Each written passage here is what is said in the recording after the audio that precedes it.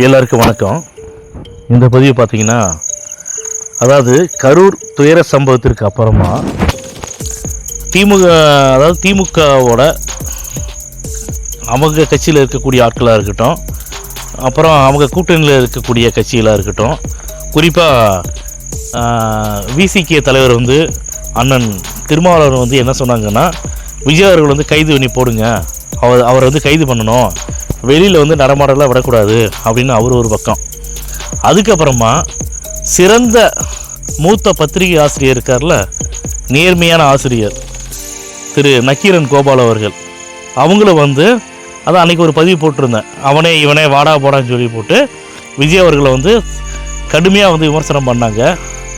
அவர் சொல்கிறாரு, இது மாதிரி விஜய் அரெஸ்ட் பண்ணி உள்ளே போடணும், வெளியில் நடமாட சொல்லி விடக்கூடாது அப்படின்னு சொல்கிறாங்க.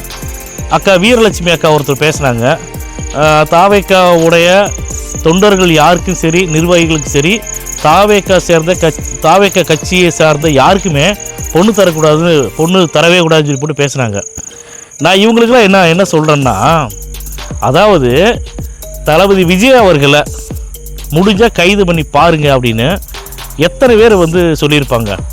கமெண்ட்ஸில் நான் போடுற பதிவுலையாக இருக்கட்டும், மற்ற யூடியூப் சேனலில் போடக்கூடிய பதிவுகளையாக இருக்கட்டும், பலதரப்பட்ட இளைஞர்கள் நீங்கள் முடிஞ்சால் நீங்கள் தளபதி விஜய் நீங்கள் கைது பண்ணி போடுங்களேன், பார்க்குறேன், நாங்கள் பார்க்குறோம், எவ்வளோ தமிழ்நாட்டில் எவ்வளோ பெரிய போராட்டம் நடக்குன்னு பாருங்கள் அப்படின்னு சொல்லி போட்டு எக்கச்சக்கமான இளைஞர்கள் இளைஞர்கள் பொதுமக்கள்கள், அப்புறம் பொதுமக்களாக இருக்கட்டும், மகளிராக பெண்களாக இருக்கட்டும், நிறைய பேர் தளபதி விஜய் அவர்களுக்கு ஆதரவு கொடுத்து நிறைய பேர் கமெண்ட் பண்ணியிருந்தாங்க. நான் ஏன் இதை சொல்கிறேன்னு கேட்டிங்கன்னா, தளபதி விஜய் அவர்களை அரெஸ்ட் பண்ணுறதை விட்டுட்டு, ஏன்னா அவங்களால அரெஸ்ட் பண்ண முடியாது, அப்படி கைது பண்ணிட்டாங்கன்னா எவ்வளோ பெரிய இளைஞர்களோட எழுச்சி கூட்டம் நடக்கும் தமிழ்நாட்டில் அப்படிங்கிறது அவங்க தெரிஞ்சு வச்சுக்கிட்டாங்க. அதனால் அவங்க என்ன பண்ணுறாங்கன்னா, ஒவ்வொரு மாவட்டத்தில் இருக்கக்கூடிய மாவட்ட செயலாளர்களை கைது பண்ணி ஜெயிலில் போடுறாங்க, அவங்க மேலே பொய்யான வழக்கு பதிவு பண்ணி போட்டுட்ருக்குறாங்க. இதை எல்லாருமே மக்கள் நல்லா உன்னிப்பாக கவனிச்சுட்டு இருக்கிறாங்க. மக்கள் நீங்களாம் பார்த்துட்டு இருக்கீங்க, எனக்கு நல்லாவே தெரியும்.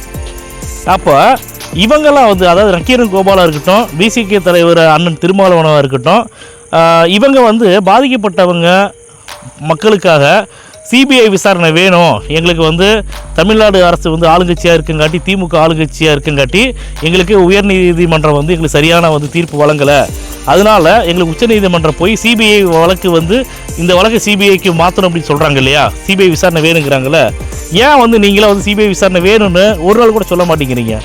திமுக அரசோட கூட்டணி இருக்குங்காட்டி தானே.